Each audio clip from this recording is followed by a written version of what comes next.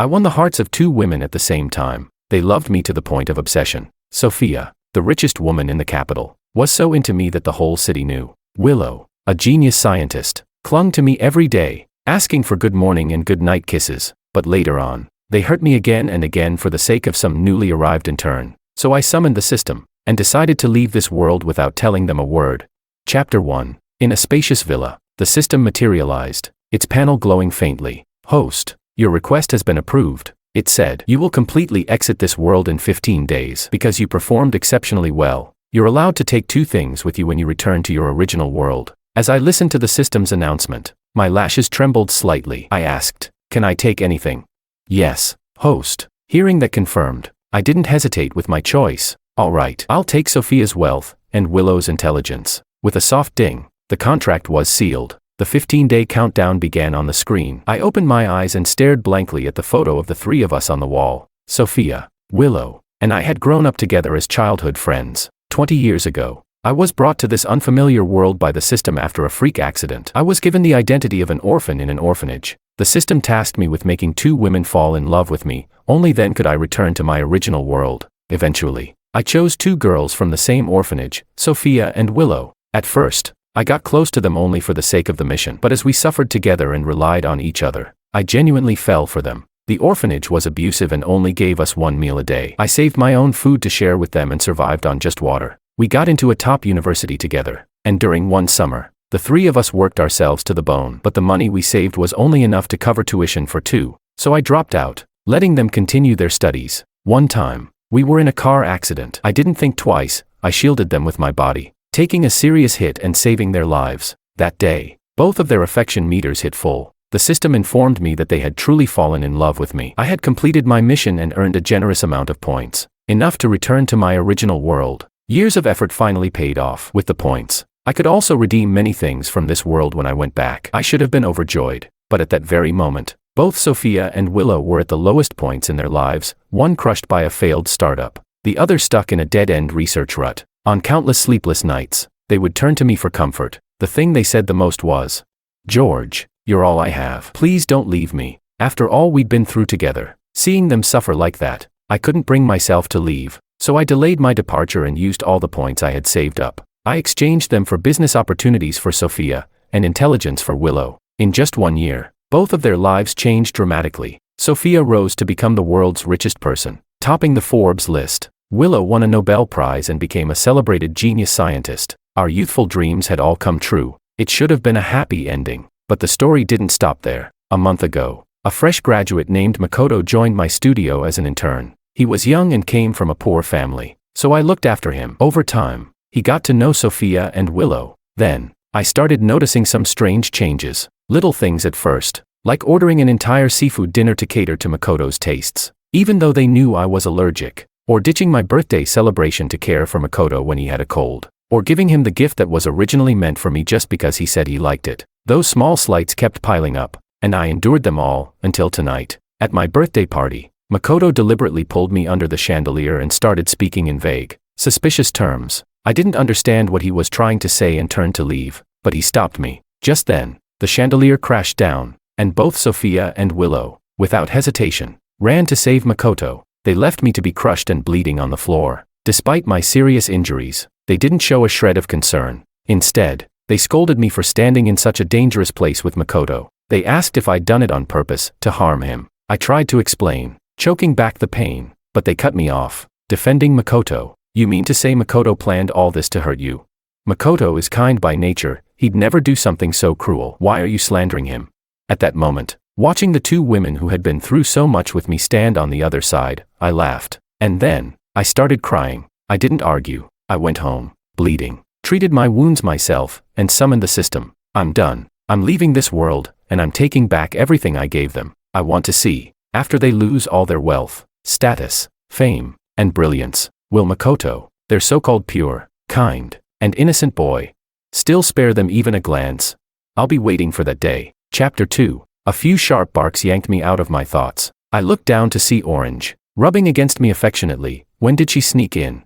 This dog was a gift from Sophia and Willow 2 years ago. Back then, the 2 of them had just risen to fame overnight and could have anything they wanted. One bought a manor, the other a castle. Both insisted I move in with them, and ended up bickering endlessly over it. In the end, I had no choice but to suggest buying this villa so the three of us could live together. This dog came home with us the day we moved in. They brought her back, laughing and saying they wanted to raise her with me until we all grew old. But now, I'm about to leave this world, and Sophia and Willow's attention is all on Makoto. Before I go, I have to make sure Orange has a new home, only then can I leave in peace. The next day, I contacted a pet agency and arranged to have the dog dropped off there for future adoption. After breakfast, I took Orange and left the house. By the time I got back, it was already evening. Before I even stepped inside, I could hear laughter and noise coming from the living room. Sophia and Willow, who had been missing for several days, were talking about something that had Makoto laughing nonstop. The moment I opened the door, all sound abruptly stopped. The three of them looked over at me at once,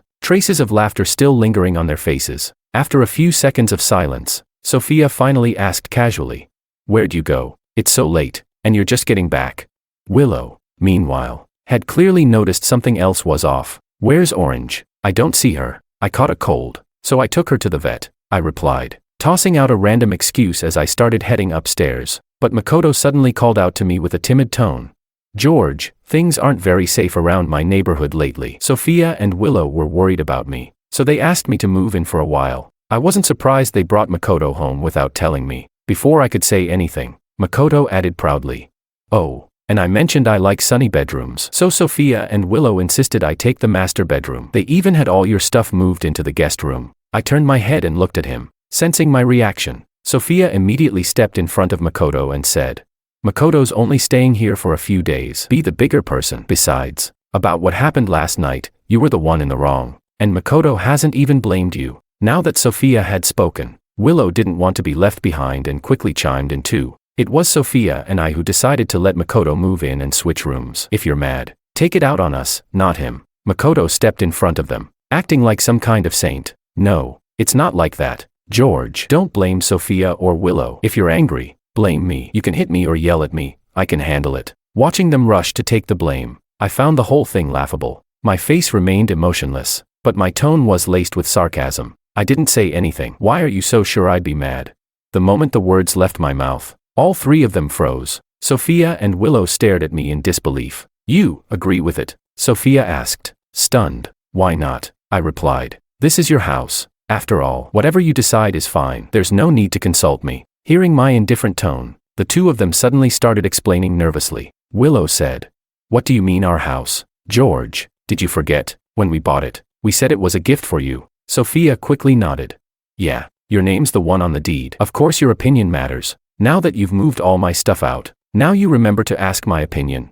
I almost laughed. I didn't bother arguing anymore. I just nodded indifferently. "Fine, I agree to let him move in. Is that enough?" Sophia and Willow exchanged a look, both clearly shocked, but I didn't care. I turned and walked into the guest room, looking at all the mess they dumped on the floor. I didn't even blink. I stepped right over it. I'd already given up on those two women. It was just a room, nothing worth getting worked up over. After washing up, I went to bed. The next morning, I got up on time to head to work, only to run into Sophia and Willow at the door. It was clear they had been waiting for me. Each of them was holding a beautifully wrapped gift. "George, we know you've been upset these past couple days. We didn't mean anything by it. It's just Makoto reminds us of you. Every time we look at him, we think of all the hardship you went through in the past. He's kind and pure, just like you used to be. That's why we've been so protective of him." Chapter 3, Pure and Kind. I chuckled and said, "Sophia, if you weren't the richest woman in the world. Willow, if you weren't a world-renowned professor, if we were still just the three penniless orphans we once were, do you really think Makoto would cling to you the way he does now?" Sophia and Willow both heard the sarcasm in my voice. Their smiles faded, and their tone turned cold. "Makoto isn't the kind of person who judges people based on wealth. George, why assume the worst of him? Yeah, he came from nothing too. He'd never looked down on us." Hearing how firmly they spoke, I didn't feel like wasting any more breath. I casually placed their gift inside the hallway cabinet and headed for the garage. "You're right," I said. "It was my mistake for thinking too much." I opened the car door and had just fastened my seatbelt when the passenger side was suddenly pulled open. Makoto hopped in cheerfully, greeting me with a bright smile. "George, you left so fast, I almost couldn't catch up. Are you going to work alone today?" Sophia and Willow were both fighting over who'd drive me, but I didn't want to rely on them too much, so I turned them down. "Be a good bro and give me a lift, will you?" I ignored him and put the key in the ignition. But Makoto wasn't about to give up. He climbed into the passenger seat, ignoring the danger. "Oh, by the way, I heard they gave you gifts today. They really spoil you. Man, I wish I had 2 childhood sweethearts who pampered me like that." I said nothing, eyes fixed straight ahead, ready to drive off. My silence clearly irritated him, but then something seemed to click in his mind. He grinned, opened his phone, and shoved it in front of my face. "George, did you see the post I made this morning?" I glanced at the screen. It was a photo of several fancy gift boxes, captioned with a cringeworthy paragraph. "Got a bunch of presents from 2 gorgeous big sisters. Can't even use them all. The only ones I don't like are this necklace and this scarf, so ugly. Might as well tie them on a dog. And today, the gifts Sophia and Willow gave me were that exact necklace and scarf. So this entire morning show was just to let me know. The gifts they gave me were the leftovers he didn't want." Finally, I understood Makoto's little game. If it had been the old me, I might have been devastated. I would have wondered, how could all the years we spent together mean less than a few months with someone like Makoto? But now, I didn't care anymore. Expressionless, I brushed his hand aside and said calmly, "Don't distract me while I'm driving." I arrived at the studio right on time and headed straight to my office. Then I called in Alicia, the assistant who'd been with me the longest. I took a file from my bag and handed it to her. "Alicia," I said, "you've been with me for 3 years now, haven't you? I'm planning to leave the studio entirely in your hands." Alicia's eyes widened in shock. This studio had been built from scratch by me. Every employee was personally recruited. It had grown steadily over the years. It was my life's work. And now I was just handing it over. It felt like a dream. She couldn't help but ask, "Why, George? Did something happen?" I lowered my gaze and didn't explain further. I just said softly, "I'm going somewhere far away. I won't be coming back. I need someone reliable to take over. Can you do that?" Hearing that, Alicia didn't press further. She nodded seriously. After reading through the contract carefully and signing her name with solemn determination, she looked at me with visible reluctance. "George, when are you leaving? The finals for the design competition are in a few days. Are you still going? We've all been waiting for you to take the gold." The word finals made me glance toward my trophy shelf. For a moment, I was lost in thought. Because I couldn't afford college, I never had the chance to attend university. For 4 years, I juggled part-time jobs to support the 3 of us, and studied design by sneaking into classes at the local design school. With my creativity and growing reputation, I finally made a name for myself in the industry. This studio was the result of all that hard work. Over the years, I'd won every major design award, except this last one. Winning it would complete the Grand Slam. To walk away now, honestly, it'd feel like leaving a hole in my heart. After everything I'd been through, only I knew how hard this journey had been. So, seeing the hopeful eyes of my juniors, I made my decision. I would enter the finals. I would win the most prestigious design award in the industry before I left, to end this journey the way it began. It was my final promise to myself. Chapter 4. On the day of the final, I arrived early at the competition venue. Just as I reached the entrance, I spotted 3 all too familiar figures. Sophia and Willow were both fussing over Makoto, asking about his well-being. The moment he saw me, Makoto walked up, all smiles. Wait, didn't Makoto get eliminated in the preliminaries? Why was he here? He must have seen the confusion in my eyes, because he offered an explanation with a cheerful grin. "Oh, Sophia wanted me to gain some experience, so she invested in the competition. That's how I got a spot in the finals. Don't worry, George, with my level, there's no way I could be a threat to you. You're the top contender for the gold, after all." Willow gently tapped his forehead with a finger, her voice tender and warm. "Don't be so quick to put yourself down. The competition hasn't even started yet. Makoto, just give it your all. I believe in you. You'll do great." Encouraged by her words, Makoto stuck out his tongue playfully. "With the support of a genius scientist like you, good luck's definitely on my side." Sophia pouted, clearly jealous. "I encouraged you too. Why didn't you thank me?" "Huh? Don't play favorites, Makoto." Watching the 3 of them banter so happily, I suddenly remembered a few years ago. It was my very first design competition. I had no degree, no reputation, just nerves and a crowd of unfamiliar faces. Back then, Sophia and Willow both dropped everything to be there for me. One massaged my shoulders, the other kept feeding me snacks, trying to calm me down. They were even more anxious than I was. Times had changed. That warmth no longer existed. I smiled faintly, then followed the crowd into the venue. The competition lasted 5 hours. After it ended, I packed my things and took a taxi home alone. 3 days later, the results were announced. Alicia was the first to call me. "George, your piece won first place in the competition." I had poured countless sleepless nights into preparing for this. Hearing those words, I finally felt like I could breathe. But then Alicia's voice faltered, and she continued nervously. But there's a problem. The organizers discovered 2 identical entries. They suspect one of them is plagiarized. One is signed by you, the other, by Makoto. And because you have a large fan base, it's already blowing up online. Plagiarism. My brows furrowed. I never imagined Makoto would actually have the guts to pull something like this. But I stayed calm. The truth will speak for itself, I said. I've been preparing that design for months. I have the original drafts. I can prove it's mine. But Alicia sounded panicked. Her voice trembled. It's too late. The situation's out of control. Just check the trending topics. George. As her voice trailed off, a sinking feeling hit my gut. I hung up and opened the trending page. Right at the top, #George plagiarized. I clicked into the first post. A video of Makoto sobbing uncontrollably popped up. Through his tears, he choked out, "I swear I didn't plagiarize in this competition. I might just be an intern, but I'd never do something like that. I know everyone loves George and wants to defend him, but please be reasonable. This entry is 100% original. I even shared some of the inspiration with 2 friends, they can vouch for me." There was no actual evidence in the entire video, but it already had millions of shares and comments. Why? Because of the 2 people he tagged. Sophia, the world's richest woman. Willow, a Nobel Prize winner. I scrolled through the comments, line after line of sarcasm and outrage. So you're saying George copied you? Give me a break. George has won tons of awards, why would he steal from a nobody like you? 2 friends, do you know who you just tagged? One's a billionaire and the other's a Nobel laureate. If they're really your friends, I'll chop my head off and play soccer with it. Most of the comments were mocking him, but then, 2 tweets suddenly rocketed to the top of the page. One from Sophia, who retweeted Makoto's video with a caption, "I can vouch for him. Makoto didn't plagiarize." The other from Willow, who pinned the video to the top of her profile and wrote, "I saw the draft before the competition. Makoto definitely didn't copy." Seconds later, the entire page froze, and right before my eyes, the trending topic with my name was stamped with the explosive red-hot badge. Chapter 5. Sophia and Willow publicly vouched for Makoto, claiming he didn't plagiarize, which, in the eyes of the public, meant only one thing. I was the one who had copied. Within seconds, my inbox exploded. Private messages and notifications poured in like a tsunami. At first, a few were cautiously asking whether the plagiarism accusation was true, but as time went on, the messages got nastier, insults and hate comments piling on,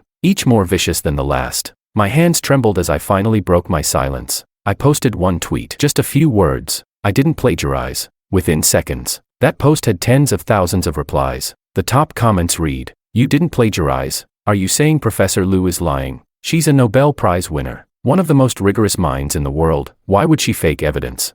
Miss Kim has hundreds of billions in assets. With her status, why would she go out of her way to frame a small-time designer like you?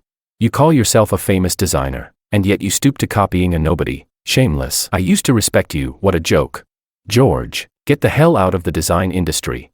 Makoto's fans, Sophia and Willow's massive followings, and waves of random onlookers buried the few feeble voices defending me. Just because they stood behind Makoto, public opinion flipped completely, instantly. Even before the official announcement, the internet had made its verdict. I was the one who copied. Makoto, the talented rising star, was the victim. Under pressure from the public, the competition organizers issued an official statement. Makoto had been confirmed as the winner of the final round's gold prize. My name, nowhere on the list. The moment the statement dropped, my phone lit up with non-stop calls. My studio sent a message. Every single partner we had signed with in recent weeks was terminating their contracts. Dozens of projects now faced massive breach penalties. My studio was on the brink of collapse. It all happened so fast, so absurdly, so violently, that my mind went blank. I never imagined things would spiral this far. I dropped my now useless phone and ran downstairs. Grabbing the landline, I dialed Willow's number, desperate to understand why she would do this.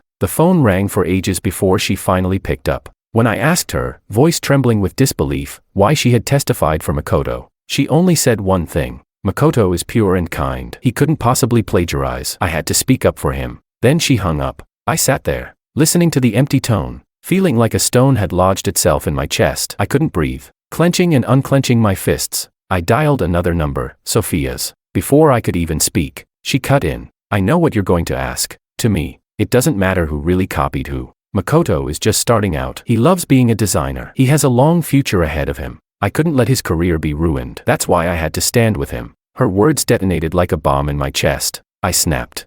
"So you don't even know the truth, do you? Then why speak up for him? You're worried about his future, but what about mine? Do you know what I went through to get to where I am? I didn't go to college. I had no connections. I worked night after night, drawing until my hands cramped, just to earn the recognition I have today. And now, because of 2 careless statements from you both, everything's gone. Didn't you once say you'd always support my dreams? This is how you support me. My voice cracked. Pain twisted my features as desperation bled into my tone. There was a long, suffocating silence. Finally, Sophia spoke again, quiet, tired, almost regretful. George, you still have me and Willow. We'll take responsibility for you. Take responsibility. Take responsibility. Is that their excuse for destroying me? Since when did I, George, need to be taken care of by them? I hung up. I collapsed onto the couch, staring blankly out the window as the sky darkened. The sun was setting, and so, too, was my life as I knew it. In the following days, statement after statement rolled out from organizations across the industry, everyone announcing the termination of their partnerships with my studio. Overnight, the studio that had once dominated the design scene vanished. Years of effort, gone. Just like that. I didn't want to accept it, but I had no choice. I pulled every string I could, running around to settle the legal fallout of all those broken contracts. To protect my employees, I formally announced the studio's dissolution. Then I used every bit of savings I had left to cover the compensation they were owed. Chapter 6. After the last person left, I stood alone in the now empty studio, quietly looking around. I came here with nothing, and I'm leaving, just as alone. A bitter smile tugged at my lips as I dropped my gaze, heavy with disappointment, and walked out step by step. In the center of the plaza, the massive screen was broadcasting the latest news, day and night without pause. As I looked up, I saw the live broadcast of the award ceremony for the design competition finals. Willow and Sophia stood center stage, graceful and radiant, smiling down at Makoto, who was holding a trophy and bouquet while receiving the cheers of tens of thousands. Because of the 2 celebrity presenters, the viewership count in the top left corner had already broken into the tens of millions. Under the gaze of millions, Makoto's eyes once again turned red with emotion. He sniffled and began his acceptance speech. As a newcomer, winning this award is the greatest honor of my life. I honestly thought I might never reclaim my own design. Thank you, Miss Kim and Professor Liu. Thank you, everyone. Watching him act like the tragic hero, I felt so sick I nearly threw up right there. I hailed a cab and went to the riverfront, standing in the wind for hours until the suffocating feeling slowly eased. By the time it was past midnight, I finally turned on my phone, silent for days. The call log was a sea of red, dozens of missed calls, all from Sophia and Willow. I opened WeChat, over 100 unread messages. I was just about to delete them all when a voice I knew too well rang out behind me. George, why haven't you answered your phone? It was Willow. Sophia was right behind her. The 2 of them ran over, panic written all over their faces, grabbing my arm tightly. Sophia asked, "It's so late, and you're still not home. Are you still mad at us?" Willow added, "We've been looking for you for 3 hours. We were scared to death." Our hearts nearly stopped, watching them both speak at once, faces full of concern. I took a step back, pulling my arm free. My expression turned ice cold. "Looking for me?" I said flatly. "Shouldn't you be with Makoto at his celebration party on such a joyful night?" Their smiles froze. Sophia sighed and lowered her voice, trying to explain. "George, don't be like this. We only treated Makoto well because he reminded us of you. Back then, if we'd had the power to protect you, you wouldn't have gone through so much pain. Taking care of Makoto, it's just our way of making it up to the child you used to be. That's all. Please don't overthink it, okay?" I watched them scramble to justify their actions, and a mocking smile crept up my lips. I, George, am standing right in front of them, and yet they're trying to make up for me, through Makoto. What a pathetic joke, I replied. If you want to pity him, go ahead. Just don't drag me into it. I'm nothing like Makoto or any of those fake pure, manipulative types. Hearing how firmly I rejected Makoto, both Sophia and Willow's faces darkened. They instantly jumped to his defense in unison. George, if you're angry, take it out on us. Don't make things hard on an innocent kid. That same old line again. I'd heard it so many times. My ears were going numb. I didn't want to argue anymore. I flagged down a cab and told the driver the name of my hotel, but the 2 of them followed me inside. Sophia insisted the driver change the destination. Willow kept whispering in my ear nonstop. George, we know you're upset, so we already asked Makoto to move out. Please come home with us. Okay.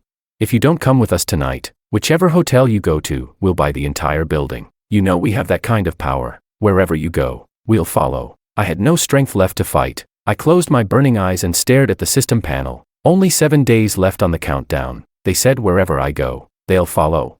How unfortunate. the last place I'm going. Sophia and Willow will never find it. In the end, the cab returned to the villa nestled in the hills. I didn't say a word. I went straight upstairs and locked myself in my room, ignoring them both completely. After that night, perhaps feeling guilty, Sophia and Willow canceled all their work and stayed home to take care of me. They cooked every meal themselves. They brought me countless luxury gifts, jewelry, and trinkets. They tried everything to cheer me up. Their attitude toward me was like it used to be, back before Makoto ever showed up. But I didn't react. I simply counted down the days in silence. Chapter 7. That morning, as soon as I got up, I found the living room packed with people. Willow walked up to me gently, her voice full of concern. "George, you've been cooped up at home and looking really down lately. We planned a party to cheer you up. There's a stylist and a designer waiting for you. You don't need to worry about a thing. Just dress up and show up looking handsome." I didn't want to go to any party. I just wanted to leave, fast. But when I was about to refuse,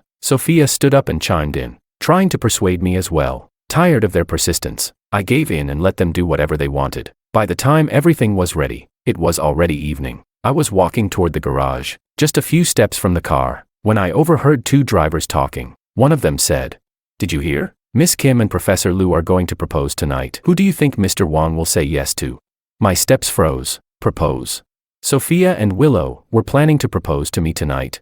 When I heard that, I felt no joy, only disbelief, absurdity. But when we arrived at the venue, and I saw the roses filling the grand hall, heard the whispers of the main characters here echoing around me, I realized they were serious. I was just about to leave when, suddenly, romantic piano music began playing through the hall. Sophia, in a lilac dress, and Willow, in a flowing white gown, stepped into the spotlight. Each of them held a bouquet and a ring box. They walked toward me in perfect sync. Just as they were about to kneel, a rush of hurried footsteps echoed from the doorway. They turned around in unison to see Makoto, soaked from head to toe, holding a box of pastries, standing at the entrance. His excitement and joy twisted into shock and sadness the moment he saw what they were holding. Sophia looked stunned. "Makoto, why are you here? And why are you soaking wet?" Hearing her voice, Makoto's eyes turned red instantly. "I overheard you both talking a few days ago about craving pastries from that little shop near the orphanage. So I went and got them for you. It started raining out of nowhere, and I didn't bring an umbrella. I tried my best to protect the box. I just wanted you to enjoy them while they're fresh." He looked down, voice trembling. "I'm sorry.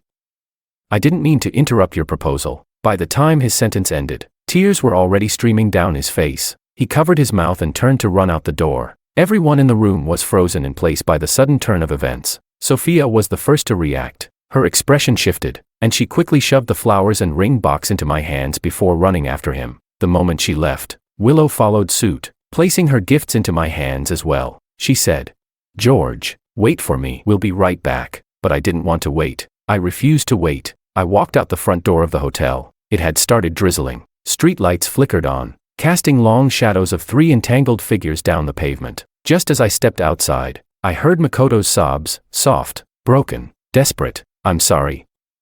I didn't mean to ruin your proposal. I know you both love George, but I just couldn't control myself." Sophia. Willow. I messed everything up. This was the kind of pitiful drama I'd become sick of over the past month, and I couldn't take another second of it. I shouted his name, "Makoto." The three of them turned to me in surprise. Then, under their stunned gazes, I threw everything I was holding, the flowers, the rings, right at him. "You want these so badly, don't you?" I said coldly. "Fine, take them. I hope the three of you are happy. Now stop crying, it's ruining the view." I turned to leave, not bothering to see their expressions. But before I could go far, Sophia and Willow ran after me, their faces dark with confusion and frustration. "George, what are you saying? What do you mean, the three of you?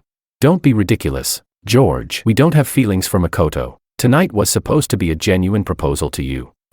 But her words were cut off by a scream. All of us whipped around. A runaway electric scooter had lost control and was barreling toward us. In the blink of an eye, Sophia and Willow both darted forward, shielding Makoto and pulling him out of the way. And I was the one left standing alone, in the pounding rhythm of the rain.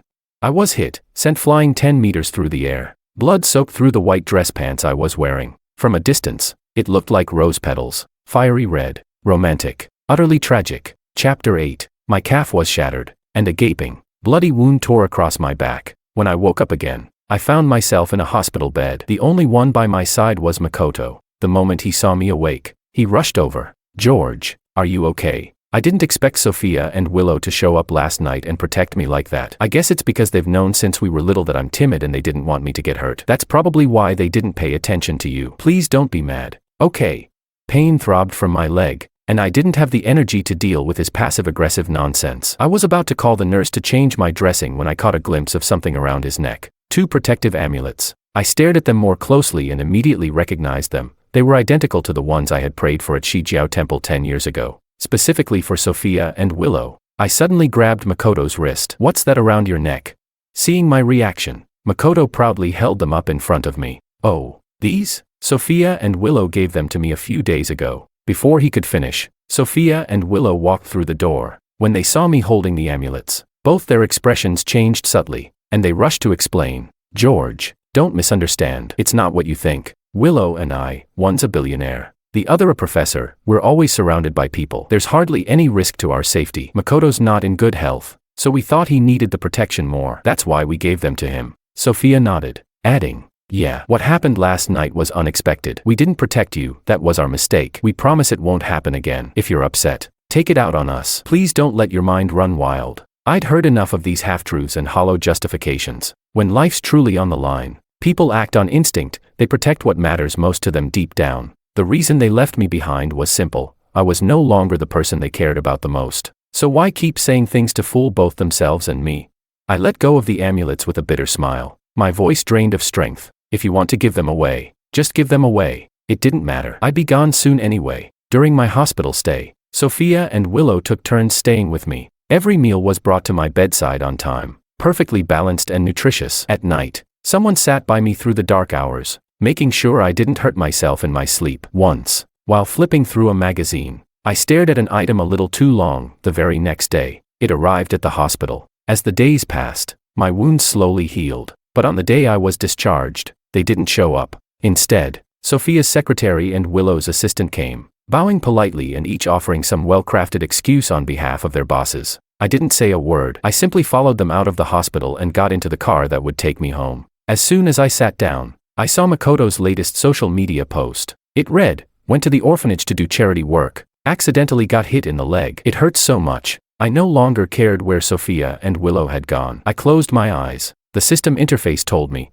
I only had 3 days left in this world. With 3 days to go, I decided to erase every trace of myself from this world. I visited several schools, scrubbing off every word I'd carved on desks and walls. Then I returned to the orphanage, dug up the wish box I had buried under the tree, and tore every piece to shreds. After that, I made a trip to the temple and unlocked the love lock I'd hung years ago, then tossed it into the trash. Every place the 3 of us had left our footprints, I revisited. And then, I personally destroyed every single memory I once considered beautiful. Not a trace remained. Chapter 9. 2 days before the countdown ended, I cleared out everything in the house, everything Sophia and Willow had ever given me. I packed up and donated to the orphanage. All the photos of the 3 of us together over the years, I threw them into the fire, one by one, without hesitation. The joy of playing in the rain, the excitement of waiting for the sunrise on the mountaintop, the thrill of having our first Western dinner after getting our first paycheck. Each smiling face was devoured by flames, and with it, the memories that once moved me to tears were gone.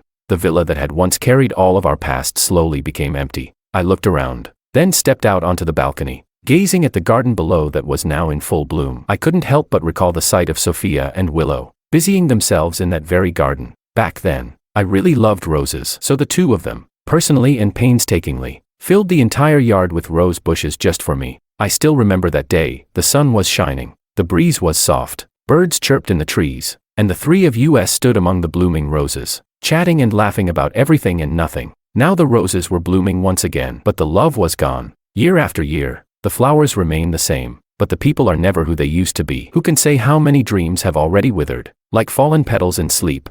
I let out a light laugh, lit the fire starter in my hand, and dropped it. Those branches once full of romance and love were consumed in the roaring flames. On the last day of the countdown, I called in a cleaning service and had them remove everything in the house that was connected to me. Once they were gone, I logged out of every single account, and then pressed the reset button on my phone to restore it to factory settings. As the phone rebooted, the doorbell rang. I got up and opened the door. Makoto was standing there, smiling. George, what have you been up to these past few days? You've totally vanished. Sophia and Willow haven't been home at all because of me. You must be super jealous, really pissed off, right? Maybe because I was about to leave. Makoto's provocation didn't stir up any emotion in me. I was just calm. I asked, why should I be jealous or angry? Seeing my blank expression, Makoto assumed I was pretending. He got even more smug. Well, because now the world's richest woman and a genius scientist are both obsessed with me. Richest, genius.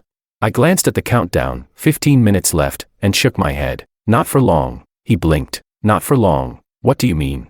Makoto couldn't understand what I meant and wanted to press further, but I ignored him and turned to go upstairs. Seeing my indifference, a strange frustration flared up inside him. He rushed forward and suddenly grabbed my arm, then threw himself to the floor in a dramatic fall. Right at that moment, the front door burst open. Makoto's forehead hit the corner of a table, and fresh blood trickled down. Sophia and Willow immediately rushed over. One cradled Makoto as he sobbed dramatically. The other stared at me with bitter disappointment. We've already explained it to you. There's nothing romantic between us and Makoto. Why do you keep hurting him again and again?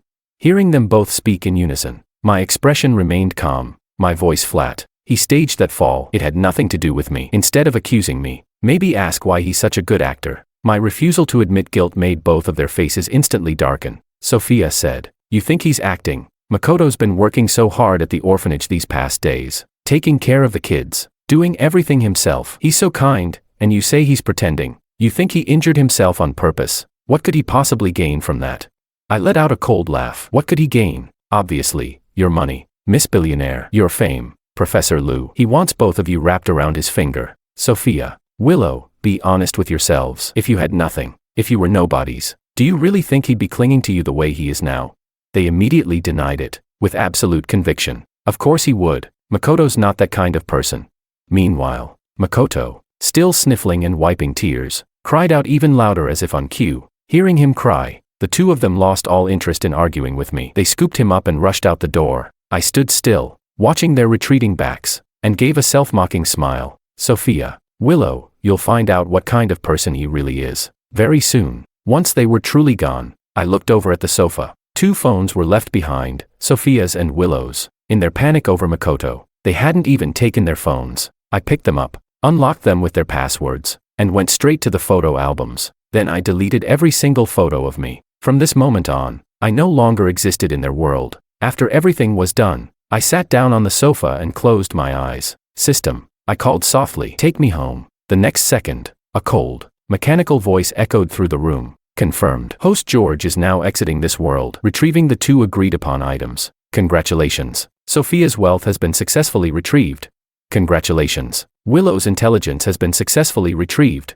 Chapter 10. 10 seconds later, the person in the room vanished, and the luxury car parked outside the villa disappeared as well. The pause button that had been pressed was released, and everything resumed. Willow, who had been holding Makoto, and Sophia, who was driving, suddenly lost the support of their car seats and fell face first onto the road. The pain shot through their nerves to their brains, finally jolting them back to awareness. Looking around at the open street and realizing the car had simply disappeared, the 3 of them froze in place, exchanging wide-eyed, incredulous stares. Weren't they just on their way to the hospital?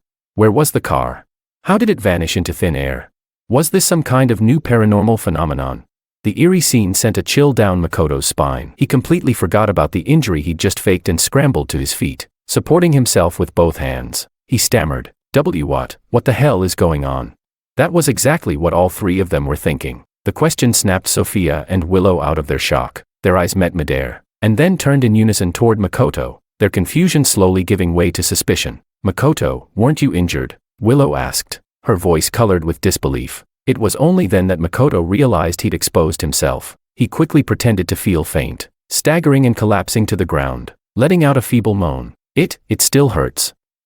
Willow, we need to get to the hospital. Sophia reacted first, standing up and preparing to return to the villa to get another car. Losing a car was minor, they could look into it later. Right now, Makoto's injury was the priority. But when she reached the villa and tried to open the front door with her fingerprint, the smart lock just let out an endless string of beep beep beep beep sounds. After over a dozen failed attempts, Sophia's patience wore thin. She called the other 2 over. Willow tried her fingerprint too, no luck. After so many failed unlock attempts, the alarm triggered the community security system. A dozen security guards swarmed in, surrounding them like they were intruders. As they were being escorted to the security office, the 3 of them kept trying to explain, insisting that they were the rightful owners of the villa. But after checking the property records, the results shocked them to the core. The villa was listed as unoccupied, no registered owner. Sophia and Willow were beyond stunned. They kept asking for the records to be rechecked and argued fervently with the guards, convinced it was a system error. The guards had no patience for their nonsense. Treating them as suspected burglars, they handed all three over to the police. Even in the police station, Sophia remained defiant, confidently stating her identity. "I'm Sophia, CEO of Panda Corporation. That villa is legally mine." "You've got the wrong people." The officers looked at each other, confused and skeptical. Panda Corporation, ever heard of that? Sounds fake, maybe a scam ring. Faced with their growing suspicion, Sophia finally lost her composure. Her tone turned sharp, barely hiding her anger. "I'm the richest person in the world. How do you not know who I am?"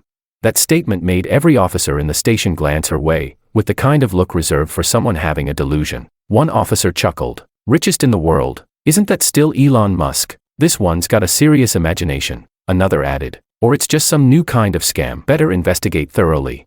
The murmuring froze all three of them in place. Sophia was still here. How could the world's richest person have changed? Everything that had happened in the past 30 minutes was too much for Willow to process. She took a deep breath and stepped forward to announce her identity. "I'm Willow, recipient of the 124th Nobel Prize in Mathematics." "Surely, you'll believe me." Upon hearing that, one officer who had just taken a sip of tea spewed it all over his monitor. The entire room broke into laughter. "Nobel Math Prize? Girl, are you still dreaming? You're the second person who said the Nobel has a math award. That's hilarious." Chapter 11. Even after leaving the police station, Sophia and Willow still couldn't understand what had just happened in the past few hours. How had they fallen so suddenly, from dazzling stars, admired by all, to nobody scraping the dirt? And now, somehow, they were university dropouts and orphans. They couldn't accept the reality. Their legs gave out beneath them, and they collapsed to the ground, eyes hollow, drenched in cold sweat. Makoto, too, hadn't recovered from the shock, but being someone who never gave up easily, he still held on to a sliver of hope, even in the face of a reality that defied all logic. Abandoning his previous act of being injured, he crouched down, took their hands, and tried to encourage them. "Sophia, Willow, those cops probably don't use the internet, so they didn't recognize you. Try calling your assistants and secretaries, they'll clear all this up." Those words rekindled a flicker of hope in their eyes. They patted their pockets, only to realize their phones were gone. Makoto quickly handed his phone over to them. Willow dialed her assistant's number first, the number that used to be available 24/7, but now it was a dead line, unreachable no matter how many times she called. Seeing that, Sophia quickly took the phone and dialed her secretary. The call connected, but after hearing her speak, the person on the other end barked impatiently. "President Kim, President Koo, these days anyone can call themselves a CEO. Huh? What is this? A romance novel? You think you can boss me around? Are you out of your damn mind?" Click. The line went dead, being ridiculed in turn by the security guards, the police, their assistants, and now even their secretary. Sophia and Willow were stunned beyond words. They placed their last hope in George. With trembling hands, they hit the dial button. The three of them stared at the screen, holding their breath, watching each ring like it was their lifeline. After a dozen rings, the call connected, but instead of the familiar male voice, an icy mechanical tone came through the speaker. "Hello. This is System No. 1693. How may I assist you?" "System? What system? Wasn't this George's number?" The three of them stared at the phone, dumbfounded. They thought they must have misdialed and hurriedly called again, but no matter how many times they redialed, the result was always the same, that cold, mechanical voice. The repeated blows had left Sophia and Willow completely numb. Only Makoto still refused to give up. He flagged down a car and insisted on taking them back to his rented apartment. The whole ride there, he kept trying to talk them into staying strong. "Don't worry, it's fine. Sophia, Willow, something must have gone wrong somewhere. Just get some rest. Everything will be back to normal tomorrow." They slept, then woke. Day after day passed, but the twisted world remained the same. Elon Musk was still the world's richest man. The Nobel Prize still had no category for mathematics, and Sophia and Willow were still just two unemployed, unknown nobodies. The business tycoons who had once been Sophia's closest allies. She couldn't even get a meeting with them now, let alone a conversation. The mathematical formulas that had once brought Willow global fame. Now they looked like random symbols and foreign characters, utterly incomprehensible to her. But the hardest blow wasn't their sudden fall from grace. It was George's disappearance. Aside from the three of them, no one remembered the once-renowned designer, the man who rose to fame overnight, only to vanish without a trace. He had evaporated from the world like mist in the morning. No records, no memories, as if he had never existed. compared to the dizzying fall from glory to obscurity. It was George's quiet, complete absence that struck Sophia and Willow the hardest, and was the hardest to accept. Chapter 12. The two of them searched the world like madwomen, desperate to find any trace of him. The orphanage where they had clung to each other for warmth. The campus where they shared their youthful days. The mountaintops and temples they once visited together. The villa where they had lived for 2 whole years. Every place connected to George, every place tied to their past. They tried everything to track them down, but all they found were empty wish jars, scraped off walls and desktops, a missing lock, and a garden burned down to ash. Disappointment struck again and again. Eventually, Sophia and Willow were left dazed and disoriented, like trying to grasp a flower through thick fog. Was it possible that George, and everything that once was, had really just been, as others said, a long, vivid dream in the middle of their lives? But if anyone struggled more than Sophia and Willow to accept their fallen reality, it was Makoto. At first, he still harbored delusions of making a comeback. He brought up the stock market, laid out the Millennium Prize problems, trying to reignite their former glory. But reality struck back hard and fast. What he saw in their eyes wasn't brilliance or ambition, only a vast, crushing emptiness. He wished it was all a nightmare. He wished they could rise again to the top of the world. He wished that everything he had stolen from George still had value. But the truth was, everything he saw was real. They would never again reclaim their fame or fortune. What he had taken from George were just 2 penniless women, 2 broke women, living off his food, sleeping under his roof, yet their hearts were still with George. The men who had vanished like smoke, like rain into mist. Makoto couldn't take it anymore. When the point of no return was finally clear, on a cold night, when even the wind held its breath, Makoto threw Sophia and Willow out onto the street, before slamming the door shut. He spat out all the resentment he had bottled up over these past weeks. "I must have been cursed for 8 damn lifetimes to end up with you two," he shouted. "All you do is drink and smoke all day, never lift a finger, and you've burned through all my savings. Since you're so obsessed with George, then get out and go find him. Let's see if he wants anything to do with 2 useless wrecks like you." Only then, only at that moment, did Sophia and Willow finally understand. George had been right. Chapter 13. Makoto really wasn't who they had imagined him to be. He had only ever been drawn to their wealth and fame, and now that they had fallen back to being poor, unable to offer him anything of value, he tore off his mask of false kindness and revealed his true self. But they had no one to blame, not even him. They could only blame themselves for being so blind. Now homeless, the 2 women wandered the streets like vagabonds. Their hair was a tangled mess, their faces streaked with grime. They wore faded clothes and cheap plastic slippers, and their whole beings radiated a lifeless aura. Gone was even the faintest trace of the powerful, radiant, untouchable aura they had exuded just a month ago. No one knew how long they had been drifting. Clutching half a bottle of cheap liquor they had swiped from a street barbecue stand, they sat at the riverbank, sighing endlessly at the moon. At that moment, both Sophia and Willow found their thoughts drifting toward the same person, the one they hadn't heard from in so long. Willow murmured, "George, where did you go? How could someone just vanish into thin air like that? I miss him. I miss how he used to smile and tell us the storms would pass. I miss how he would throw himself in front of danger for us. I miss the days we spent together." The pain of separation, the weight of longing, and the sting of late realization hung over them like a storm cloud. To numb the ache, they drank and drank, hoping to forget. But even in their drunken haze, George's face appeared, reflected in the clouds, in the moon, clearer and clearer, until they could no longer tell what was real and what was illusion. Willow, eyes glassy, took out a phone she had salvaged from the empty villa, and dialed that familiar number once more. It connected, but once again, only that cold robotic voice answered. Maybe it was the alcohol. But she didn't hang up this time. She began rambling into the phone. "George, where did you go? How could you leave us behind like this? You said no matter what happened, you'd stay by our side. So why did you break that promise?" The system on the other end analyzed her emotional rant. It identified key phrases and began processing the data. Warning, possible bug detected during last system reboot. Memory wipes of target subjects Sophia, Willow, and Makoto were incomplete. Danger level, high. Think tank analysis suggests critical bug density in current world. If a reboot is attempted again, risk of system collapse is imminent. Recommended solution, transfer the 3 target subjects to a new dimension. System has received directive. Initiating spacetime traversal protocol. Transferring targets from Tantail dimension to Verita dimension. Countdown, 10, 9, 8. Willow, too drunk to comprehend the strange announcement, still retained a mathematician's instinctive feel for numbers, and began counting along. 6, 5, 4. Beside her, Sophia, equally unconscious, murmured the final numbers. 3, 2, 1. And in that instant, 2 white lights flared up. One at the empty riverside, the other in the pitch-black rental flat. None of the 3 were aware of what had just occurred. When Makoto opened his eyes again, it was already noon. He had slept 12 hours straight, and still felt groggy. As though sleep hadn't helped at all, he got up slowly, brushing his teeth while lazily scrolling through videos on his phone. A news clip played. Panda Corporation just released a statement announcing it has secured the rights to a legendary wuxia author's works. The company will enter the gaming industry, beginning with development of a new. At first, Makoto didn't think much of it, but as the cold water hit his mouth, his brain finally snapped awake. Panda Corporation. Wasn't that Sophia's once mighty, then mysteriously vanished empire? Was he dreaming?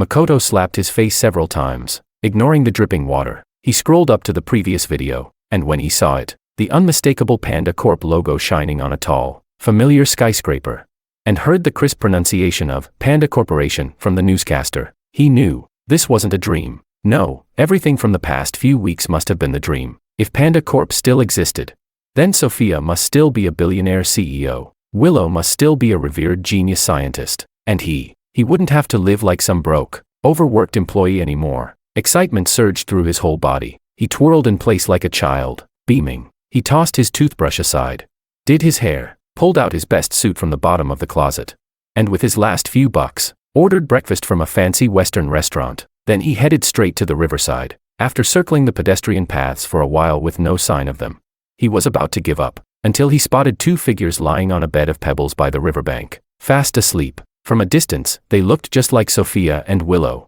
but why did they look like the broken down versions? What happened to the billionaire and the genius? Chapter 14. It had been a month since I returned to my original world, and by now I had grown used to my dual identity, the world's richest man and a Nobel Prize-winning economist. I lived in a villa perched on the most scenic hillside in North City, enjoyed breakfast crafted by a 5-star Michelin chef, and was flanked by bodyguards everywhere I went. Anyone I passed on the street would bow to me at a 90-degree angle. The dramatic change in my life left me sighing with emotion. If I had a second chance in that other world, I would never again play the fool trying to save the fallen. How utterly stupid. Thankfully, now I had an IQ of 180 and endless luxury at my fingertips. No more being blinded by petty affections. Why had I spent the 20,000 hard-earned system points I spent 20 years collecting on those 2 ungrateful traitors? Wouldn't it have been far better to use those points to enjoy life and fully indulge in being a billionaire genius?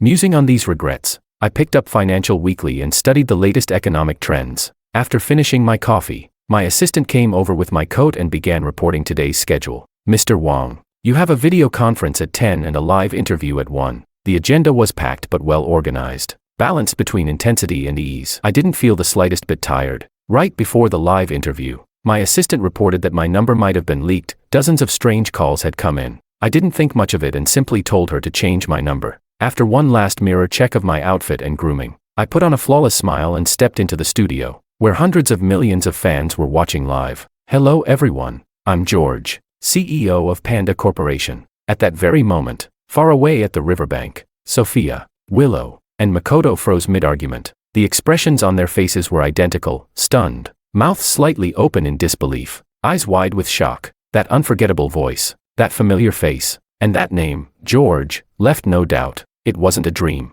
The CEO of Panda Corporation who had mysteriously vanished and now reappeared, the one with the exact same name as George Wang, was him. What the hell had happened? How had George replaced Sophia and become the head of Panda Corp? All 3 of them instinctively rubbed their eyes, trying to convince themselves it was a hallucination. But no matter how hard they rubbed, even to the point of tears, the image on screen didn't change. Only then did they realize everything they'd experienced over the past month had been real. Faced with this incomprehensible reality, each of them was overwhelmed with different emotions. Makoto's bright future had slipped through his fingers like sand. Despair, bitterness, and envy consumed him. Jealousy toward the rival who had stolen everything he thought he deserved. For Sophia and Willow, everything they had lost had returned, but it wasn't taken by someone else. It had gone to George, the man who had grown up with them, the one who had risked his life for them. They were filled with shock, but also a deep sense of relief, and a kind of bittersweet gratitude. They believed, no matter what had happened, George would always be on their side. Without hesitation, they flagged down a taxi and rushed to the TV station. Makoto watched their figures disappear and instantly guessed where they were going. Furious at having his carefully built plans destroyed, He grit his teeth, hailed another taxi, and followed them. Chapter 15. By the time both taxis arrived outside the broadcasting building, my interview had just wrapped up. Surrounded by bodyguards and cheers from enthusiastic fans, I slowly made my way outside. The moment I stepped through the doors, I spotted 3 figures running toward me in the distance. They looked familiar. As they got closer, I saw their faces and instantly froze. Wasn't I back in my own timeline? Why were Sophia, Willow, and Makoto here? Could it be this version of the world had duplicates of them too? What terrible luck. I suddenly regretted not checking the lunar calendar before going out this morning. I didn't even bother signing autographs or taking photos with fans. I turned straight toward the car. Just as the door was about to shut, Sophia reached it first. Panting, face flushed, she grabbed onto the door and cried out, "George, where have you been all this time?" Willow arrived seconds later, playing the emotional card. "George, why did you leave without a word? Do you know how worried we were?" That tone of voice, it was unmistakable. They weren't just lookalikes, they were the real ones. Inwardly, I cursed the system for its incompetence, but outwardly, I kept my composed smile and responded not with words, but by turning to my bodyguards. "Please escort all unrelated individuals off the premises. Thank you." On the way there, Sophia and Willow had imagined countless emotional reunion scenarios, but this had never crossed their minds. Their heads swirled with 1,000 questions. But without needing to speak, they both clutched the car window tightly. Even as 10 bodyguards tried to pull them away, they refused to let go. Shouting, trying to awaken my memory. "George, it's me, Sophia, don't you remember? We grew up together." "George, I'm Willow, your childhood friend. We were inseparable." The crowd watching the drama unfold erupted with excitement. Phones came out, cameras clicked, my face instantly darkened. I was a public figure now. Every move I made would be scrutinized. I had suffered online mob attacks in my past life. I knew exactly how powerful public opinion could be. Seeing the situation spiraling out of control, I made a snap decision. I got out of the car on the other side and ordered my staff to discreetly bring Sophia and Willow into a different vehicle. My sharp secretary immediately grasped my intent. She opened the car door for me, put me inside, and then called in a crisis team to handle the scene. Within minutes, the blocked intersection was cleared. A dozen luxury cars sped toward Panda Corp headquarters. Even before I stepped out, I saw news alerts popping up on my phone. Clips of the incident had already gone viral. Headlines flooded in. George swarmed by obsessive fans. George's secret relationship exposed.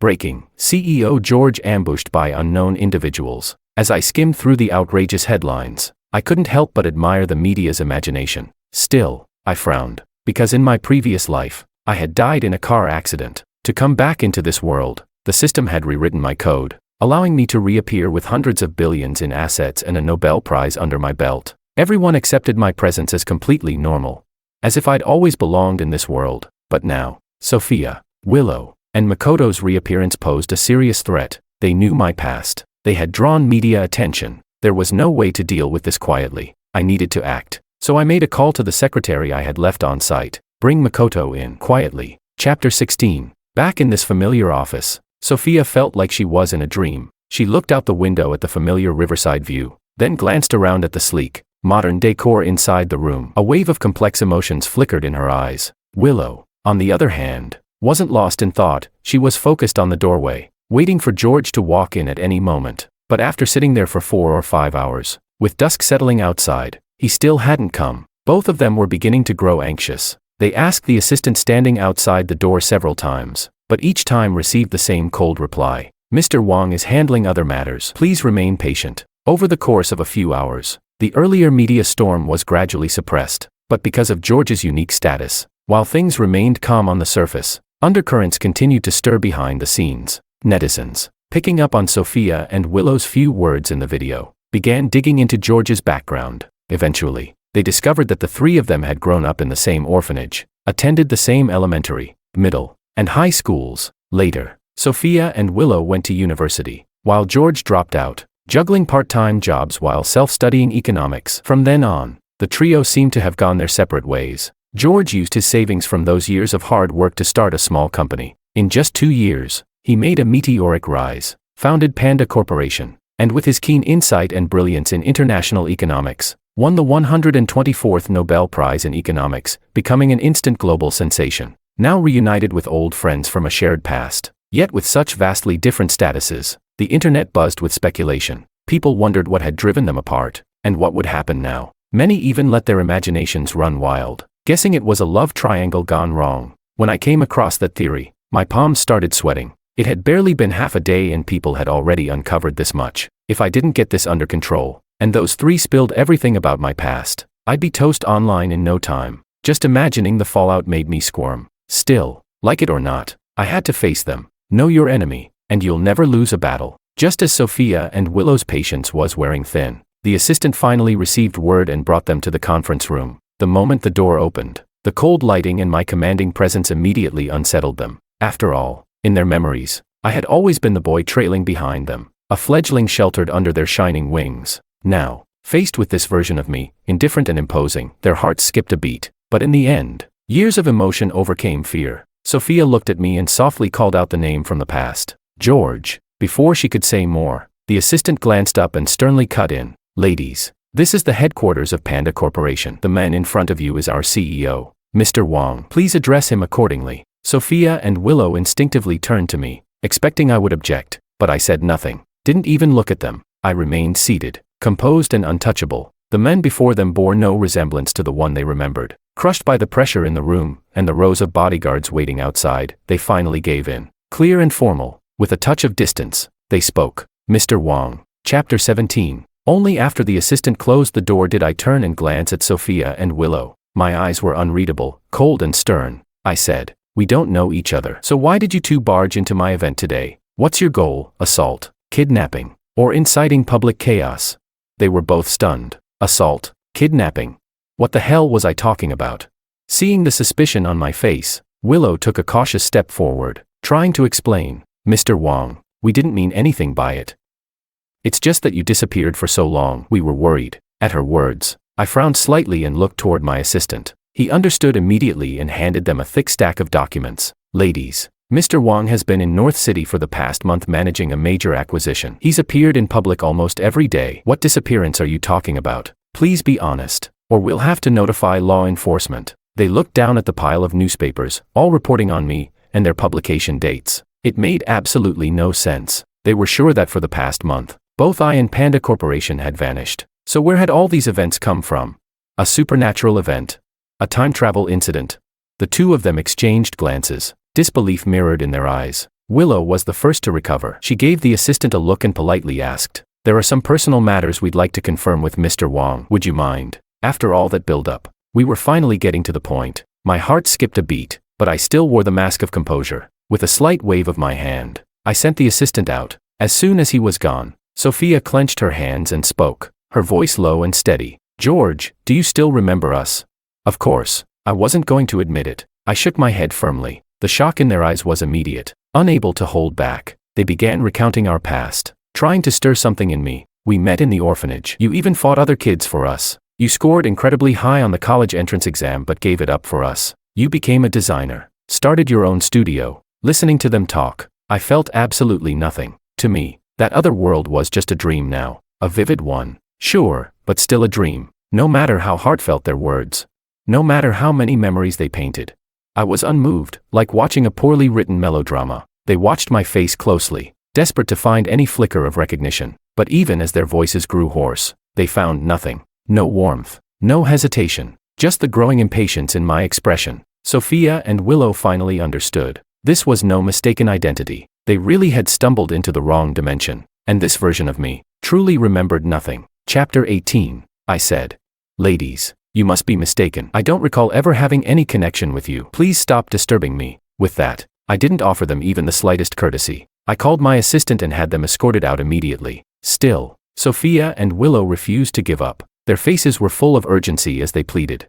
George, it's okay if you don't remember us. Just give us a chance. Let us stay by your side.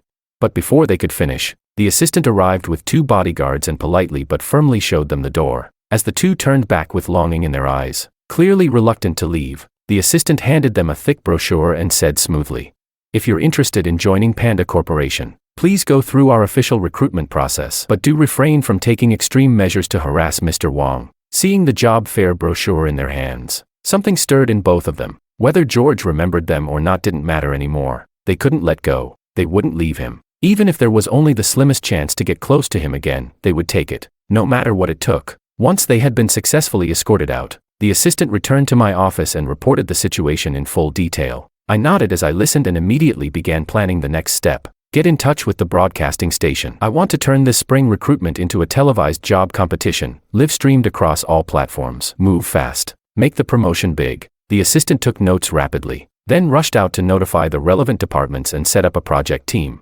Everything was falling into place. Only then did I feel slightly more at ease as I set out for the hotel. The moment my car arrived at the hotel entrance, my secretary came up to greet me, already waiting outside. Mr. Wong, per your instructions, we've signed a contract with Mr. Ito to be your personal image consultant. He doesn't know you're his employer yet, he's waiting for you in the lounge. Everything had gone smoothly, but knowing I was about to deal with Makoto still made my head throb a little. I rubbed my temples, adjusted my expression, and walked into the room with steady composure. The moment I pushed the door open, I saw him, Makoto, with a flattering smile plastered on his face, froze on the spot when he saw me. Since Sophia and Willow had fallen from grace, Makoto had lost his source of income. He'd been sending resumes everywhere, but for some reason, not one had gotten a reply. With his savings running low, his anxiety had grown by the day. He had originally wanted to tag along with Sophia and Willow to the TV station earlier that day, but the crowds were too large. He'd been stuck on the edge of the scene, unable to get through. After the commotion dispersed, he was suddenly contacted by someone asking if he was seeking employment. Assuming one of his job applications had finally been noticed, he rushed to the appointment. The pay they offered was surprisingly generous. He didn't hesitate for even a second. He signed the contract without even reading the details. He thought maybe, just maybe, his time had finally come, that someone had seen his hidden potential. He never imagined that the benefactor he had met was the very same rival he had once schemed against again and again. Looking at the contract on the table, then at my face, Makoto broke into a cold sweat. Guilt silenced him. I sat leisurely on the couch, fixed my gaze on him, and greeted him with a calm smile. Long time no see, I said warmly. Who would have thought, after all this time, you've ended up working for me. Chapter 19. Makoto's face turned ghostly pale. He started stammering. What do you mean by that? I picked up the thick stack of contracts on the table, very pleased with my assistant's efficiency. What do I mean? Obviously. Congratulations, you're now officially my image consultant. I heard you won a gold award in a design competition. I'm looking forward to your work. I said it with a smile, but it sent a chill straight down Makoto's spine. He seemed to already foresee the nightmare ahead and immediately tried to rip up the contract. I quit. Find someone else, he shouted. Typical fresh grad. So naive. I chuckled and handed the contract over to my assistant. He caught my drift instantly and spread out not just the contract, but the attached confidentiality and non-compete agreements. Mr. Ito, the assistant said smoothly, this is a 5-year binding agreement. According to the terms, terminating without cause will require you to pay 10 times the value of the deal. Your penalty for breach of contract is 8 million. For Makoto, that number was astronomical. Even if he sold himself, he couldn't pay that kind of money. Only now did he realize, this wasn't some golden opportunity falling into his lap. It was a trap, and he'd walked into it like a sheep into a tiger's mouth. The job hunting show, Let's Work Together, co-produced by Panda Corporation and Yomi Media, was announced shortly after. It instantly sparked massive buzz online. Why?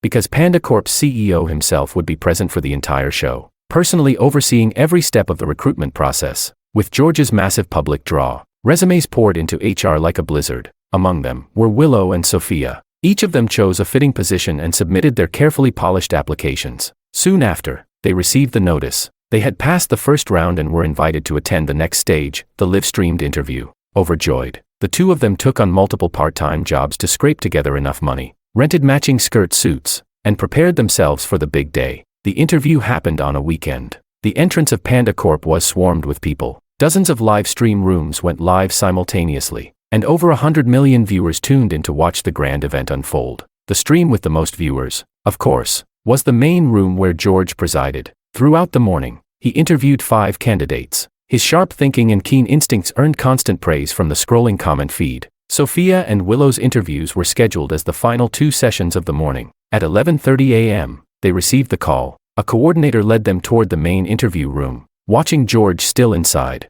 mid-interview, both women couldn't hide the tenderness in their eyes. When the current interview concluded and they were about to go in, the coordinator stopped them. Apologies, the original room isn't available just yet, so we've temporarily moved your interviews to the main live stream room. The lead interviewer will be here shortly. Please wait a moment. They froze on the spot. Just then, George finished his last interview, politely said goodbye to the viewers, and walked out of the room, passing by Sophia and Willow.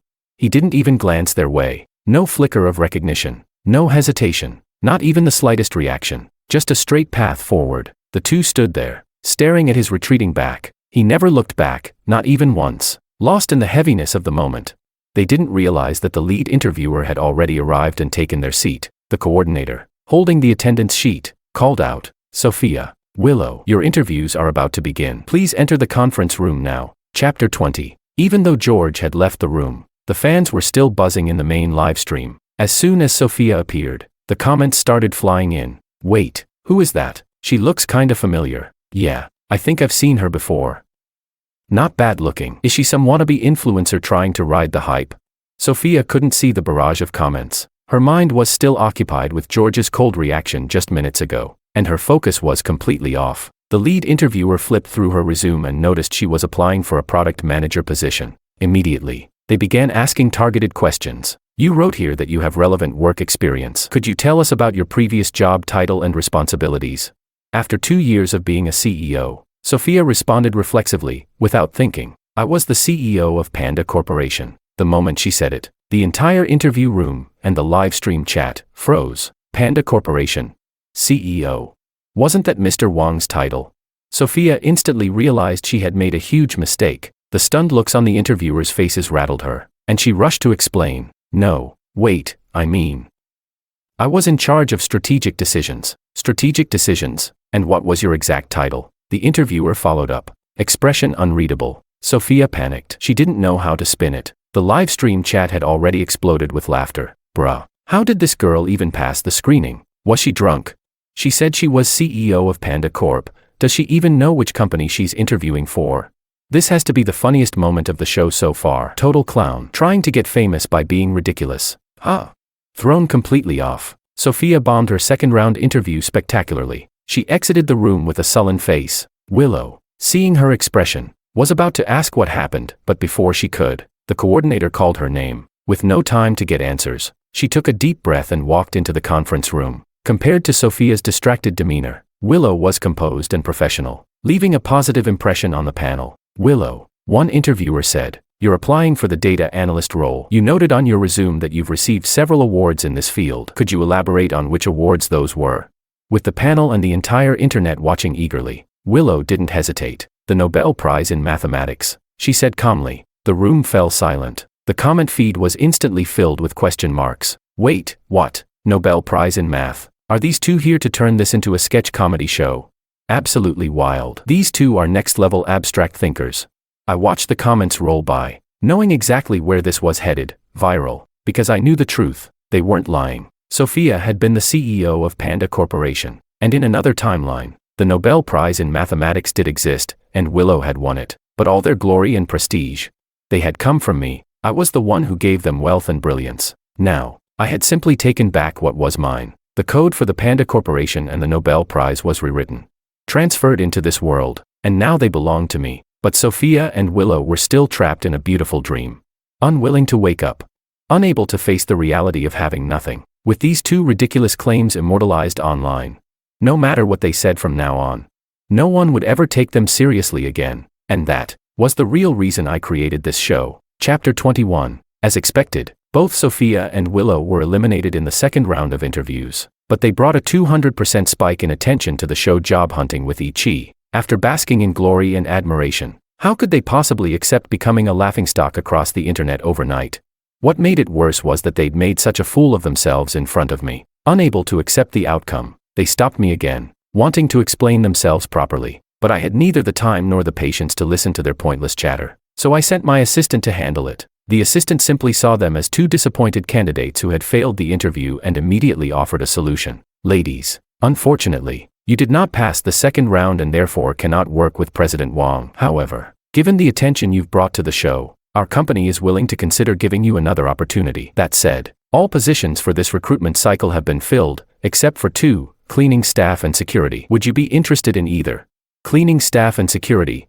The moment those 2 job titles were mentioned, Sophia and Willow's faces darkened instantly. The assistant could tell from their expressions that they were not on board and didn't bother wasting any more words. She said, "Since you're unwilling, That's unfortunate. Please keep an eye on our official website for updates on future openings. As for when that would be, neither of them knew. And whether they'd even get hired next time, that was an even bigger unknown. The harsh pressures of reality, combined with their desperate desire to stay close to me, slowly wore down their resistance. After an intense internal struggle, Willow reluctantly said, "I'd like to try the security position." Seeing her cave, Sophia clenched her teeth and agreed to join the security team as well. The assistant checked her phone, then looked at her with a regretful smile and said, "I'm sorry, Miss Kim, the security position has just been filled. The only vacancy left is for a cleaner. Would you like to consider it?" Sophia initially didn't want to backtrack, but upon hearing it was the last remaining position, she immediately nodded and agreed. "Then I'll take the cleaning job," she said. Later, my assistant brought over the final hiring results for this spring recruitment. I flipped from the first page to the last and saw Willow and Sophia dressed in security and cleaning uniforms. I couldn't help but laugh out loud. There's no hierarchy in honest work, but those two always carried themselves with arrogance and pride. I honestly thought they'd never accept. After the initial surprise wore off, I put the matter behind me and returned to my work. During a break, my secretary brought over all the design drafts Makoto had submitted during this period. I skimmed through them and instantly frowned. What even were these designs? It wasn't that I was intentionally making things hard for Makoto, just that, from my professional perspective, these designs were subpar. In fact, they weren't even on par with a regular student's graduation project. I didn't find a single one acceptable. I sent all of them back to be redone. After the assistant passed on my feedback, Makoto completely broke down. He'd spent half a month burning the midnight oil, racking his brain to come up with these concepts, only to be hit with a total rejection. He had every reason to believe I was just tormenting him on purpose. Right there and then, he snapped at the secretary. Frustrated and angry, he shouted, "There's no way none of them are acceptable. George must have it out for me." Seeing that he still refused to acknowledge his own shortcomings, the secretary didn't waste another second. She brought him directly to the design department and handed all the drafts over to the professionals. The director of the Panda Group's design department was known for being brutally honest. Right in front of Makoto, he tore the designs apart, leaving not a single compliment. Makoto had never been humiliated like that before. He was so furious it looked like steam was about to come out of his ears. But faced with an entire department, he had no way to vent. All he could do was bottle it up. Watching his red eyes and the way he was biting his lip hard enough to draw blood, the secretary handed the drafts back to him and kindly offered a reminder. "Mr. Ito, according to the terms of your contract, you need to submit 10 approved design drafts this month, or you'll only be paid a base salary. There are 5 days left. Good luck." Chapter 22. At Panda Group, both security guards and cleaners are required to undergo strict training before starting their jobs. Over the past 2 years, Sophia and Willow had grown used to living the high life. So in the early days of training, they found it extremely difficult to adjust to the rigid rules and regulations. The head of the security team and the cleaning supervisor showed no leniency. When the two broke the rules, they were met with appropriate disciplinary actions. Their probationary salary of 4,500 yuan was docked bit by bit, leaving them with just 3,000 yuan in the end. With that money, the two managed to rent a tiny, run-down room, a place to finally settle down and avoid sleeping on the streets. After rent, the remaining money barely covered their basic living expenses. Even with the tightest budget, thrown back into poverty and rock bottom overnight, both Sophia and Willow felt a deep sense of loss and defeat. But whenever they were at the company, just catching a glimpse of George during their shifts was enough to ease the sting of all that suffering. Clinging to that one source of comfort, they endured the probationary period, officially became employees, and gradually came to accept reality. Willow was stationed at the front gate, with working hours from 8 a.m. to 4 p.m., but she made a habit of arriving 30 minutes early every day, because sometimes, when George was busy, he came to the office ahead of schedule. She didn't want to miss a single chance to see him. Meanwhile, Sophia was in charge of cleaning the entire building. Working from 2 p.m. to 10 p.m., she developed a habit of staying an hour late. Because George often worked overtime until the early morning, she worried that something might happen to him that late at night, and just wanted to look out for him a little longer. I knew nothing about any of this. In fact, I'd nearly forgotten the two of them even worked at the company, completely occupied with handling our new project. Since it involved the gaming industry, something I wasn't familiar with, I had been working overtime alone for quite a while now. I'd had several cups of coffee during the day, so by nightfall, I was actually wide awake. By the time I finally felt tired and realized I should head home, it was already 1 a.m. I never exploit my employees. The assistants and secretaries leave right at the end of their shifts. At that hour, the only light still on in the building was mine. I turned off the light, walked alone down the long corridor, and was just about to contact the night shift driver when I saw a familiar figure at the elevator. It was Sophia. She had already changed out of her cleaner's uniform, looking like she had just gotten off work. The moment she saw me, she quickly wiped the dejection off her face and forced an awkward smile. She asked, "President Wang, just getting off work now?"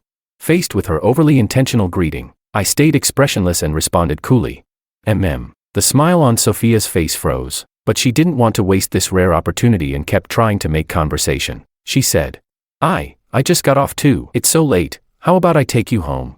I pressed the elevator button and politely declined. Sophia's heart sank, and her smile nearly faltered completely. We both entered the elevator one after the other, neither saying a word, the atmosphere frozen in silence. Outside, heavy rain was pouring down. As I stared at the relentless downpour, about to contact the housekeeper to have the driver come pick me up, a car suddenly pulled up at the entrance. The window rolled down, revealing Willow's face. She said, "It's raining, and you won't be able to get a cab right now. I came to pick you up. George, let us take you home." I was about to refuse, but after calling the housekeeper and driver several times with no answer, I reluctantly agreed. The moment I nodded, both women lit up with joy, rushing to open the car door for me. I ignored them and opened the front passenger door myself, getting in without a word. The driver, quick on the uptake, immediately understood and politely asked for my destination. Chapter 23. On the way. Sophia and Willow brought up countless topics, but I didn't respond to a single one. I closed my eyes, listening to the soft patter of raindrops on the window. The tension I had carried all day finally began to ease.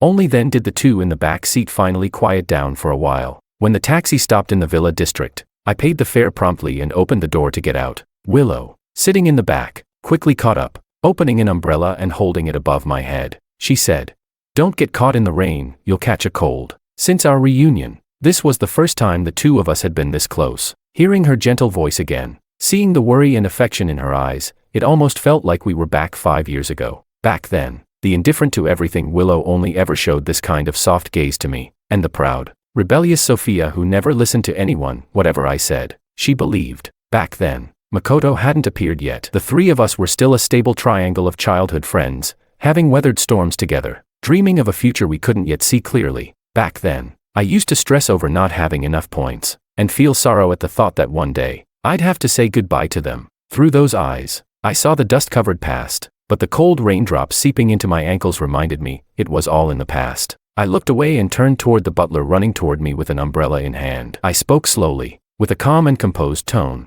"Thank you. You can submit tonight's return trip fare to the company for reimbursement." And with that, without a moment of hesitation, I stepped out from beneath the umbrella that had been shielding me from the rain. The heavy rain hit my shoulders, but before it could soak my clothes, another umbrella quickly covered me. I was never someone who needed their protection. From the very beginning, I was the one sent by the system to protect them. Now that the mission is complete, my umbrella will never tilt off-center again. It will stand firmly above my own head, to shield me from the wind and rain, just for myself. I didn't wake up until noon the next day. As I stretched and walked out of the bedroom, my secretary, who had been waiting at the door, stepped forward to report next week's schedule. I finished my breakfast just as she wrapped up the report. I was about to go soak up some sun when I noticed a troubled expression on her face. I asked, "Is there something else?" She replied, "It's about Makoto. All of his design drafts over the past few months have been rejected by Director Chai. He's starting to give up on himself. At first, I thought Makoto was just overhyped, incapable of producing gold-winning designs. But judging by how things have gone, it seems he doesn't have any real skills at all. He can't even complete the most basic, simplest works. Is this really the standard of a top graduate from S University's design program?" I couldn't help but doubt it deeply. The secretary continued, "He also said he wants to meet with you. He claims a lot of things in the past were misunderstandings. Would you like to see him?" Misunderstandings? Glancing at the scar on my hand, the one left by a chandelier that had smashed down and still hadn't faded, I raised an eyebrow and let out a light chuckle. I hadn't really wanted to see Makoto, but after hearing that, now I kind of do. Chapter 24. An hour later, Makoto was brought to the villa by the assistant. We hadn't seen each other in months. He looked emaciated, skin and bones, with dark circles under his eyes and bloodshot veins across both eyeballs, probably due to malnutrition. Seeing him in such a miserable state reminded me of when he first came to the studio for an interview. He looked just as pitiful back then. At the time, I softened. Hearing Makoto tearfully talk about his impoverished background, I broke the rules and gave him an internship opportunity. At first, Makoto clung to me every day, constantly calling me affectionately. But after latching on to the more valuable branches, Sophia and Willow, he revealed his true colors. deliberately sowing discord between the three of us. Unfortunately for him, he misjudged the people, picked the wrong side, and after barely enjoying a taste of luxury for a few days, Willow vanished like a cloud. Thinking back on the highs and lows he'd experienced over these past few months, I felt both pity and ridicule, but I didn't show any emotion. I simply spoke calmly. I heard you wanted to see me. What is it? From the moment he stepped out of the car, Makoto hadn't stopped looking around. All along the way, his eyes roamed over the elegant garden, the grand and luxurious villa, the exquisite and priceless decor, his gaze filled with barely restrained fury. And when he finally entered the living room and saw George lounging lazily on the sofa, adorned in jewelry worth tens of millions, jealousy practically made his teeth crack. He thought, why does George get to live in happiness like this, while I have to rot away in a dingy rental room, day and night, forcing out design drafts, and if I stop, I'll owe a sky-high compensation fee. That poisonous envy flowed through Makoto like venom, nearly consuming the last of his rational mind. But he understood the truth of being under someone's roof. Sometimes you have no choice but to bow your head. So he swallowed his rage, forcing a flattery-laced smile onto his face. He said, George, long time no see. I actually came today to apologize. I was immature before. The moment I heard the word apologize, I couldn't help but recall the way he had once tattled and slandered with that syrupy, manipulative tone. I didn't believe for a second that Makoto was sincerely repenting, and I had no intention of giving him that chance. I said, no need, because I never considered you worth my attention in the first place. That one sentence shattered Makoto's fragile and brittle self-esteem like glass. He clenched his hands so tightly that his sharp nails dug into his palms, carving out deep red marks. The pain, the shame, the rage he'd been suppressing all this time surged up again. He couldn't hold it in anymore. The venomous emotions poured from his eyes, and he screamed furiously. Yes, I'm just a broke nobody who had to take out loans just to pay tuition. I'm not good enough, but what makes you so high and mighty? Weren't you also just a rat climbing out of the slums? You got where you are today thanks to Sophia and Willow. What makes you think you're better than me? Why do you get to flaunt it in front of me? You stole the lives they were meant to have. George, you will pay for it. Stole. Hearing that word, a faint smile curved at my lips. I slowly rose to my feet, looking coldly at the frail figure in front of me. I said, everything I have today, whether it's the wealth you envy, the status, or the fame, I earned it all on my own. It has nothing to do with Sophia or Willow. To be precise, everything they once had, I gave to them, but they were ungrateful, so I took it all back. Makoto, being born poor isn't a sin, and none of your suffering has anything to do with me. It's entirely because you're too greedy, willing to do anything for short-term gain, that you ended up like this. The one truly facing retribution isn't me, it's you. Chapter 25. For 3 consecutive months, Makoto failed to submit a single design draft as required by the contract. According to the agreement, this meant the termination of his partnership with George, and a penalty fee of 8 million yuan. When he learned this on the way back, the already fragile defense line in Makoto's mind completely collapsed. When he first got the job, he thought fate had finally shown him mercy and offered a way forward. He never expected that waiting for him was a deliberately constructed trap, a cage meant to imprison him for the rest of his life. Looking at the contract with his own signature on it, he couldn't stop thinking about George's final words to him before he left the villa. Last time, during the design competition, the mistakes you made were covered up by Sophia and Willow. But unfortunately for you, they're both struggling just to survive now. I doubt they'll have the time or strength to bail you out of this compensation fee. You're an adult. Before signing that contract, did it never occur to you that someone like you might not be capable of taking on such a massive job? The person seeking revenge on you wasn't me. It was your own bloated, ravenous greed. When George said this, the smugness in his eyes and the faint smile at the corners of his lips infuriated Makoto far more than the numbers on the page ever could. Makoto snapped. He ripped the thick contract into shreds like a madman. His entire face flushed red from fury, veins bulging and throbbing at his temples. 8 million. 8 million. He hadn't slept for a moment in over 24 hours. Those countless zeros kept looping in his mind, making it impossible for him to stay calm. If he took on this debt, he would be trampled beneath George's feet for the rest of his life. That thought pushed him into total despair. He even started contemplating suicide. But what good would dying do? George would still be the high and mighty rich young master, still living a life of luxury and privilege, still worshipped by everyone. Why should he get to live carefree, while Makoto had to die in silence? No, he's the one who should die. George should be the one to die. Once that thought took root, it anchored itself deep inside Makoto's mind. He began laughing uncontrollably, eyes filled with madness and darkness. It was as if he could already see George's shocked and despairing expression at the moment of death. The summer solstice marked the 3rd anniversary of Panda Group's founding. To celebrate, The company held a grand ceremony at the headquarters campus. Midway through the event, I had drunk too much and was feeling groggy. I slipped away from the crowd to sober up. The summer night breeze was heavy with heat, whipping through my hair and blurring my vision. As I squinted and pushed the strands out of my face, I suddenly heard someone calling my name from behind. I turned around and saw Sophia and Willow running toward me. They were smiling as they ran, looking no different than they had when we were 17. But unfortunately, I'm not 17 anymore. I wasn't drunk enough to forget that, so I returned to my usual cold, distant expression, the one I used when facing strangers. When I lifted my head again with that indifferent face, I saw both Sophia and Willow frozen in terror. I followed their gaze and saw a car speeding toward me, less than 10 meters away. The alcohol had dulled my senses. By the time I realized that the driver, Makoto, was trying to kill me in revenge, the car was already right in front of me. Just as I thought I was about to be hit by a car again for the third time in my life, a powerful force suddenly shoved me aside. I landed in a flower bed, with only minor injuries to my arms and legs. I was otherwise unharmed. Makoto was cornered by several police cars that had been pursuing him and was arrested on the spot, shackled in handcuffs. As for Sophia and Willow, who had thrown themselves in front of me and been hit by the car, they were flung far, far away, lying now in pools of blood. The horrific scene was eerily similar to the car accident 2 years ago that nearly took my life. Bright red blood poured from their bodies, seeping into the dark asphalt. From a distance, it looked like countless still rivers, never to flow again.